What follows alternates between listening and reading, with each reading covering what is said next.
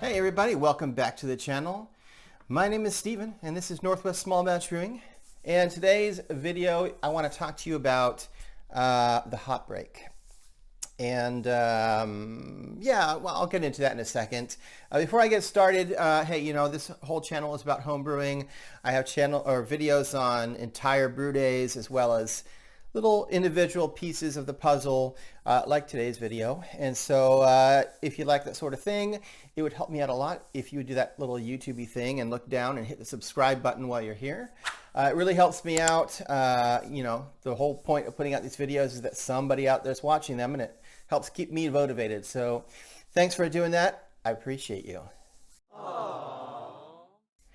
All right, so let's get started. I am finishing up this Firestone Parabolita salted caramel beer, and it is amazing. It's one of the best beers I've had in a long time.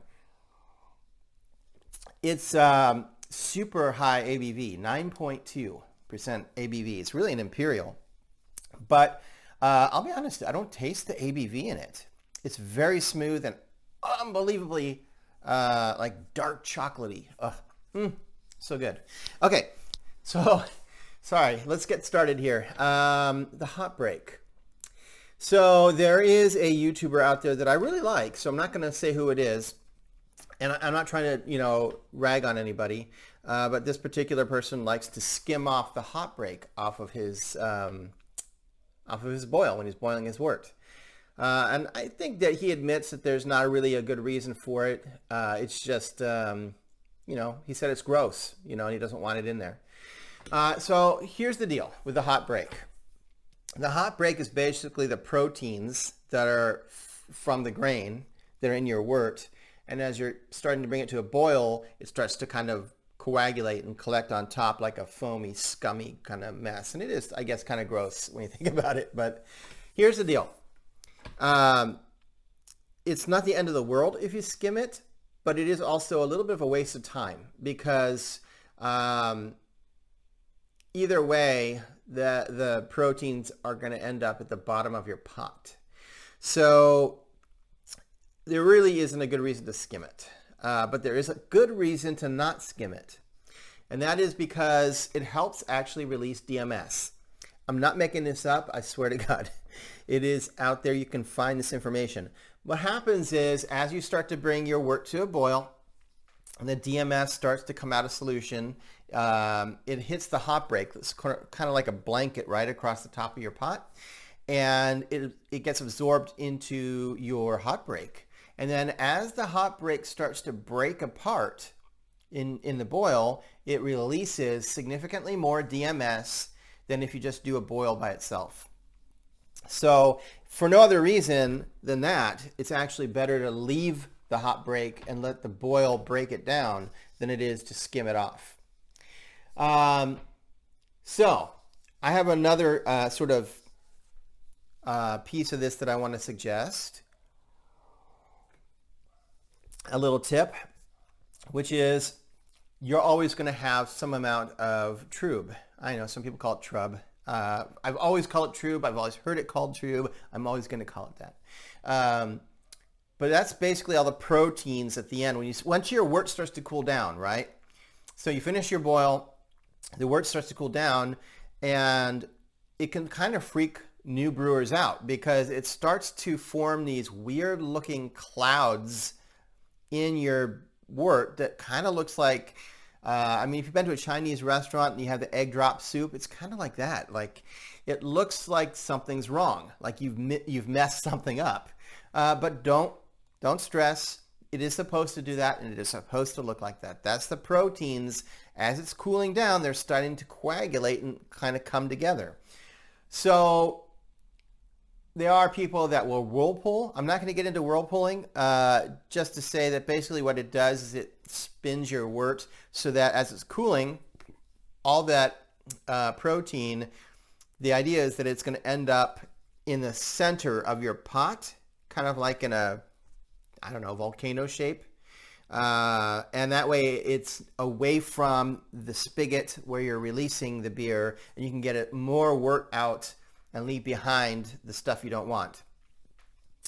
I use a hop spider, so I don't have as much like hop matter in the wort at the end. But the deal is, as the wort's cooling, the protein is going to fall to the bottom of the pot. By the time it's cool enough to transfer into a fermenter, you shouldn't see really any more of those clouds that I was talking about, and there should just be, it should have all basically settled to the bottom of your pot.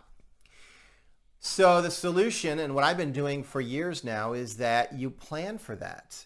Just like you can plan for the amount of trub that's going to end up flocculating out of your fermenter and ending up on the bottom like a layer of what we call the yeast cake. So I plan for it. You know that you're going to have a certain amount of loss of product between the trub and, you know, the yeast cake in your fermenter. So always make your recipes half gallon more than what you want to get out of your fermenter. So the way you'd want to do it is, let's say you're doing a 5-gallon batch. You want 5 gallons of beer at the very end of everything. Then plan for 5.5 gallons. So write your recipe for 5.5 gallons so that when you're transferring the beer from the pot to the fermenter, you leave like 1/4 inch, maybe 1/2 inch at the bottom of the pot that you just don't transfer. That's the part that's going to have the most amount of, you know, the protein and hot break in it. Leave that behind. Don't transfer that into your fermenter. And then, of course, what you end up with in the fermenter at the very bottom after the month of fermenting, if you're transferring your beer, you're obviously going to leave that in there along with maybe a very, very small layer that you just can't get without getting the yeast. Or if you're like me, you're not going to transfer at all. You're just going to put it directly into the kegerator and serve right off the fermenter. So either way, you're going to expect to lose about 1/2 gallon of beer product in those two areas. And I do the same thing with 3-gallon batches. It's not a big secret, but I don't actually make 5-gallon batches anymore. I just can't drink that much beer in a month. It's, you know, sometimes, I mean, it wanes. Sometimes I have more people or less people that are interested in taking some of my beer and trying it. But for the most part, yeah, I can't drink through 5 gallons of beer in a month. It's just too much. So I've started making 3 gallons, but when I do my videos, I present it as 5 gallons because I want to make sure that the recipes are not scaled because most people are probably doing 5-gallon batches. So I do 5.5 gallon recipes. Anyway, so if I'm aiming for 3 gallons, I do 3.5, right? So that I get that extra 1/2 gallon of room to, you know, of dead loss or whatever you want to call it. So I hope that helps the hot break. It's not the end of the world if you skim, but it's better if you don't. So that being said, thanks for stopping by. I appreciate it as always. And of course, I'll have another video in a week. And until then, I hope you're having a great day, and I will see you soon. And keep on brewing.